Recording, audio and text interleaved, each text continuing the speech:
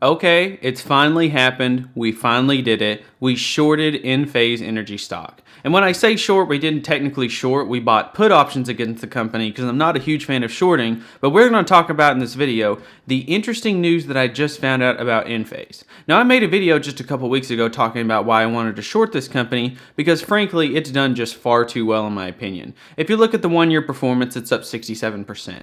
2 years, up 79%.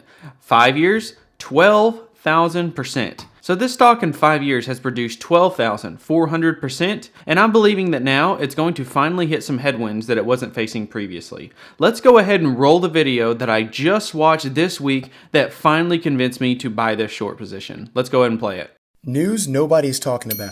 Back in June, after the solar panel industry spent millions on lobbying, the Biden administration quietly paused tariffs on solar panels imported from Cambodia, Malaysia, Thailand, and Vietnam. It's important to note that the tariffs still apply to China. Fast forward to today, solar panel stocks have been absolutely rallying, with companies like First Solar up almost 200% since the pause was announced. But here's the catch. The Department of Commerce just announced that multiple companies have been buying Chinese-made solar panels, and they've been sending them to countries that have the tariffs removed, then sending them to the United States. Other than tax evasion, the reason that this is such a big deal is because the main material used to make solar panels is called polysilicon. And China gets its polysilicon from a province called Xinjiang, which happens to be the same place where Uyghur forced labor camps are located, a place where the US bans imports for this very reason. Additionally, the refining process for polysilicon involves heating it up to 1,000 degrees Celsius, and this province, one of the largest consumers of coal per capita, are using it to produce polysilicon. Now, other than all the human rights, environmental, and maritime laws being broken by these companies, the reason I'm telling you this is because soon the Commerce Department is going to finalize the report.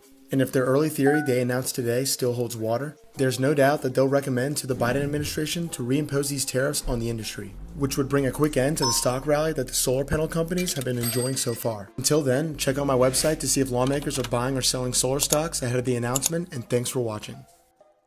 I'd like to shout out Quiver Quant on YouTube for posting that video. I originally found it on TikTok. That's why it's in a video format for the cell phone.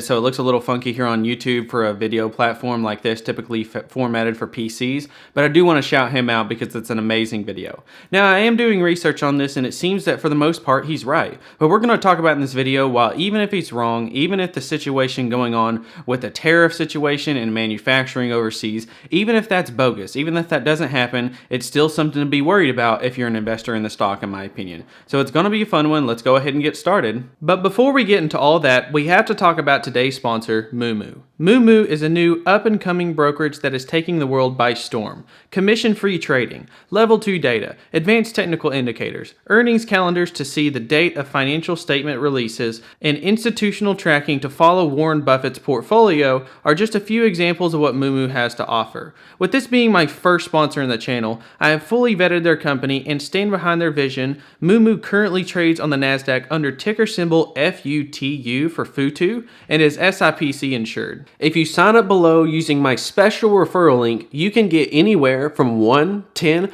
or even as high as 20 stocks for signing up when you use my special referral link down below in the description or in the pinned comment down below. Free stock amounts can be as high as $1,000, so sign up now using the link in the description or pinned comment down below. You would help support me and my channel by doing so and give yourself an edge in the world of investing. Thank you so much, MooMoo, for sponsoring this video. Now back to the content. Welcome back, and let's go ahead and start by looking at some of the financial metrics for this company. It doesn't matter what you're looking at. It doesn't matter if you're looking at revenue growth, profitability, operating margins, gross margins, any type of metric that you can find for this company. Pretty much across the board looks incredible. Now, I want to talk about why I think this company is going to face some major headwinds, why it's going to have some issues. You look over these last couple of years, and they've been incredible. If you see the most recent quarter, it grew 80% year over year. The revenue is almost double from where it was 1 year ago, and the revenue growth has just exploded. On a 10-year compounded rate, it's grown 26% year over year. The profitability is on a similar path of growing 78% in the last year, and 10 years ago, they weren't even making a profit. Same for 5 years ago. All these major profitability metrics have really started to come through within the last 2 to 3 years, which is really impressive how fast they've scaled this business. So if you're worried about investing in companies that dilute shareholders, this is one that dilutes. However, it is very minimal, only going up about 0.7% over the last year, so it's not not that bad at all. So they can easily cover cash flow to buy back shares that they're paying back. And speaking of which, if we compare the free cash flow versus the stock-based compensation, while the stock-based comp is going up, it is still very minimal compared to the massive free cash flow that they're doing right now. It's only about a third, actually slightly less than a third, than their most recent quarter free cash flow, because the free cash flow is growing much faster than the share-based compensation. And you can see this also in their cash pile. While you can see that their debt has barely went up since about 2021, their cash pile is on a steady uptrend non-stop for the last 5 years, now in the most recent quarter reaching $1.41 billion, which is really incredible to see. Now the company's been doing great, and what are analysts forecasting for the future? And this is one of the big reasons why I'm shorting this company, strictly for two reasons. One, for valuation, and two, because analyst estimates are likely going to come down in my opinion. Now they're projecting that this current quarter in 2022, fourth quarter, is going to come in at 70.3% growth. That's already extremely high. Next quarter, 54.4% growth. And next year, for the full year of 2023, they're expecting 37.6% growth. Now remember, we're going into a recession. Many companies are facing revenue headwinds, profitability headwinds. They're slowing growth in a big way. So to go from 67% to 37% is dramatic slowdown, don't get me wrong. They are factoring that in, but I'm not so sure that this company will still be growing 37% year over year. I think it'll be very likely that this company could grow, say, 20%, 25%. And then furthermore, the valuation is just insane. If you look at the profitability last year, you can see that they did about $300 million worth of free cash flow. And then if you look where they're at so far this year, you can come up with a reasonable estimate that the free cash flow this year is likely going to come somewhere around double. We'll even be a little bit generous. We'll round it up to $600 million, which is likely not going to happen, but I'm going to be very generous here. So let's pretend that they do that. Well, you take the $41 billion and you divide that by the $600 million that they're supposed to do in free cash flow this year, which I don't think is going to happen, and that gives them a price of free cash flow of 68.